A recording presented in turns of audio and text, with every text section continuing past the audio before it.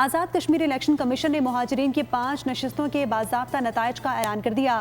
مظفر آباد میں press conference کرتے ہوئے chief election commissioner Azad Kashmir justice retired Ghulam Mustafa Mughal نے بتایا کہ LA 41 کشمیر ریلی 2 سے مسلم لیگ نون کے محمد عامر شاہ 1804 ووٹ لے کر کامیاب ہو گئے ہیں، جبکہ آزاد امیدوار صبا 1523 ووٹ حاصل کر کے جو ہے دوسرے نمبر پر ہیں۔ LA 42 کشمیر ویلی 3 سے مسلم لیگ نون کے شوکت علی شاہ 1524 ووٹ لے کر فاتح رہے، جبکہ پیپلز پارٹی کی محمد عاصم شریف 466 ووٹ لے سکے۔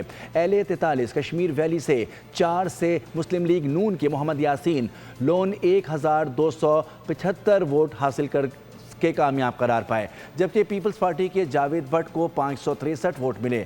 LA حویلی کشمیر ویلی 5 سے مسلم لیگ نون کے محمد احمد قادری 2308 ووٹ لے کر فاتح رہے۔ مسلم کانفرنس کی مہر النساء 740 ووٹ حاصل کر سکی۔ LA 45 کشمیر ویلی 6 سے پیپلز پارٹی کے عبد المجید خان 3448 ووٹ لے کر کامیاب رہے، جبکہ مسلم کانفرنس کے خواجہ محمد دلاور نے 823 ووٹ حاصل کیے۔